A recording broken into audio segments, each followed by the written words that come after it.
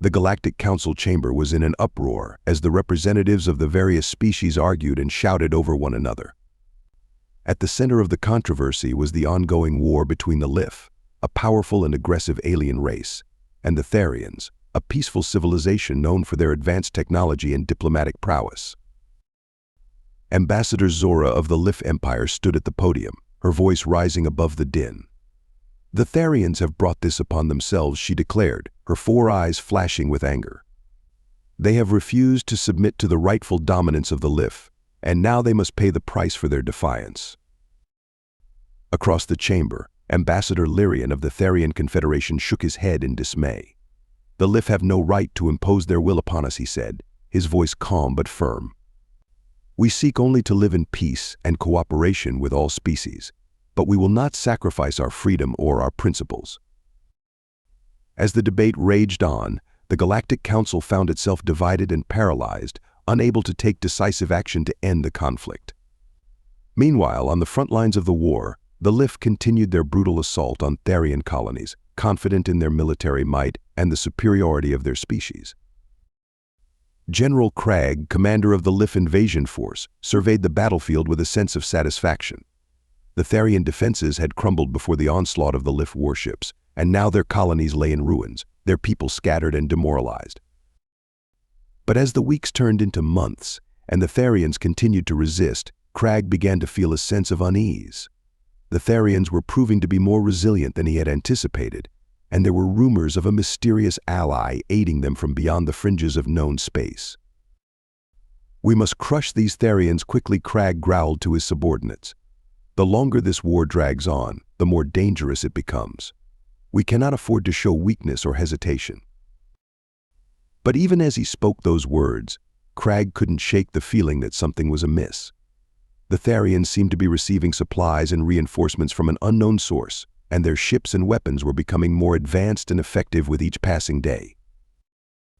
As the Lif forces pressed on, determined to achieve victory at any cost, they remained unaware of the gathering storm on the horizon. For in the depths of space, a new power was stirring, a species whose military might and unwavering resolve would soon be felt across the galaxy. The humans, long isolated from the conflicts and politics of the wider universe, had been watching the war between the Lif and the Therians with growing concern. As a species that valued peace, freedom, and justice above all else, they could not stand idly by while an innocent civilization was crushed beneath the boot of an aggressive invader. And so, as the Lif celebrated their latest victories and plotted their next moves, the humans were preparing to enter the fray. Their ships, bristling with advanced weapons and crewed by battle-hardened warriors, were poised to strike at the heart of the Lif Empire, while their soldiers and war machines stood ready to join the fight on the ground. The stage was set for a confrontation that would shake the very foundations of the galaxy, a clash of powers that would determine the fate of countless worlds and civilizations. And at the center of it all, the Lif remained oblivious to the true scope of the threat they faced, confident in their own strength and ignorant of the terrible reckoning that awaited them. General Clarke stood on the bridge of his flagship, the Lif warship Invincible, as it hung in orbit above the Therian homeworld. The planet below was a smoking ruin, its cities reduced to rubble and its people cowering in fear before the might of the Lif Empire. "Begin the final bombardment," Clarke ordered, his voice cold and ruthless. "I want nothing left of this miserable planet but ashes and dust." But even as the words left his lips, a sudden alarm blared through the ship's sensors. Clarke whirled to face the tactical display, his eyes widening in shock and disbelief. "Report," he barked, his voice tinged with a hint of fear. "Sir, we have multiple contacts emerging from warp space," one of the bridge officers replied, his voice trembling. "They're not Therian, sir. They're human." Clarke felt a chill run down his spine at the mention of that name. The humans were a species shrouded in mystery and legend, a race whose technology and military prowess were whispered about in hushed tones across the galaxy. But they had always remained aloof from the conflicts of the wider universe, content to observe from a distance. Until now. As Clarke watched in horror, a massive fleet of human warships emerged from the depths of space, their hulls gleaming with advanced weaponry and their engines burning with an otherworldly intensity. They moved with a speed and precision that defied belief, their formations shifting and adapting to the lift fleet's every move. "All ships, engage the enemy," Clarke roared, his voice thundering across the comm channels. "Destroy them before they can." But it was too late. The human ships opened fire, their weapons cutting through the lift shields like a hot knife through butter. Clarke's flagship shuddered and lurched as it was hit again and again, its systems failing and its crew thrown into chaos. On the planet below, human soldiers and war machines materialized out of thin air, their weapons blazing as they tore into the lift ground forces with terrifying efficiency. The Tharians, who had been on the brink of defeat, rallied behind their newfound allies, their spirits soaring as they watched the lift invaders being driven back. In the heart of the battle, a young human commander named Captain Alexis Vance led her troops with a fierce determination and skill that left the lift reeling.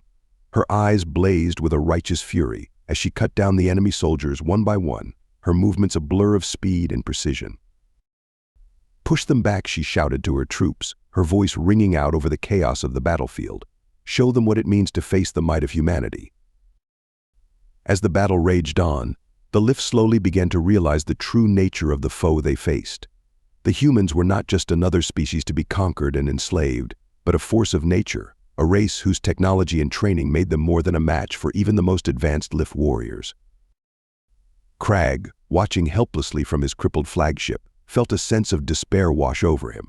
He had underestimated the humans, dismissing them as just another primitive race to be crushed beneath the heel of the lift empire.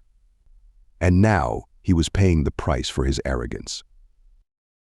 As the human fleet pressed its attack, tearing through the lift defenses with ruthless efficiency, Clarke could only watch in horror as his once proud armada was reduced to a floating graveyard of twisted metal and shattered hulls. And on the planet below, the Tharians cheered and wept with joy as they realized that their long nightmare was finally over. The humans, their mysterious and powerful allies, had arrived to save them from the brink of destruction and to bring hope and justice to a galaxy too long plagued by darkness and oppression. In the weeks following the arrival of the humans, the war between the lift and the Tharians took a dramatic turn. The once unstoppable lift war machine found itself battered and reeling, its forces driven back on every front by the relentless onslaught of human ships and soldiers.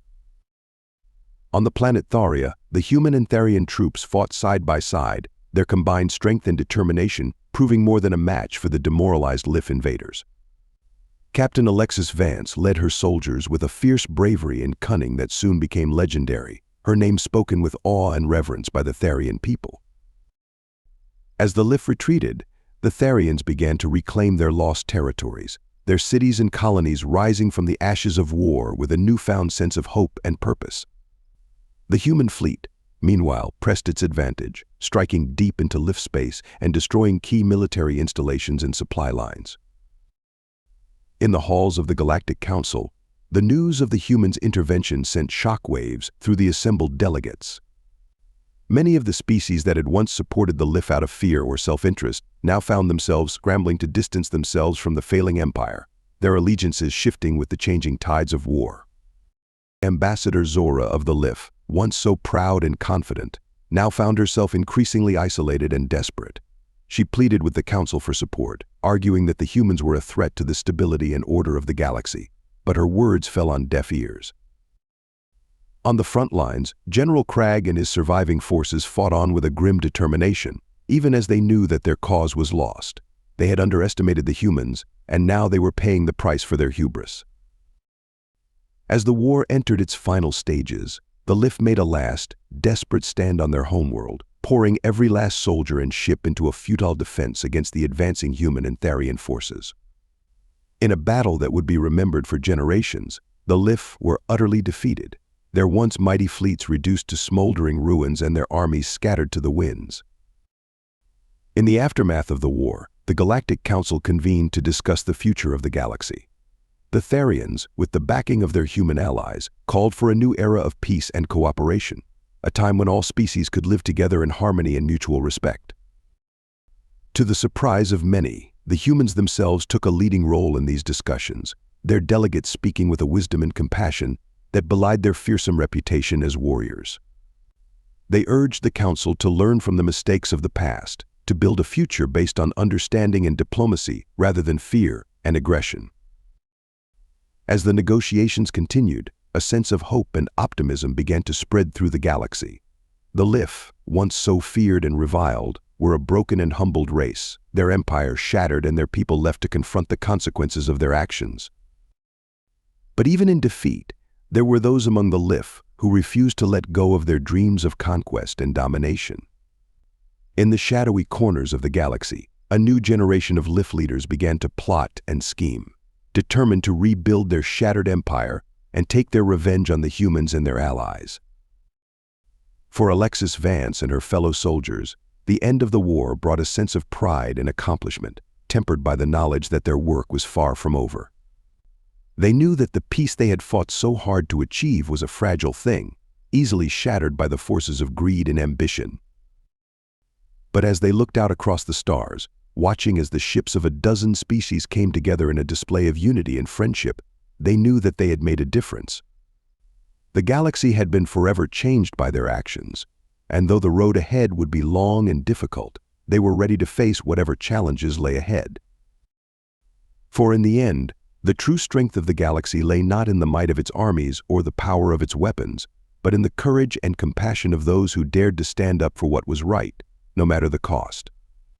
And as long as there were those like Alexis Vance and her fellow humans who were willing to fight for the cause of justice and freedom, there would always be hope for a brighter tomorrow. Thanks for watching this video. I hope you liked it. If you did, please be sure to leave it a like and subscribe too, if you don't want to miss our next one. Feel free to check out any of our other videos too.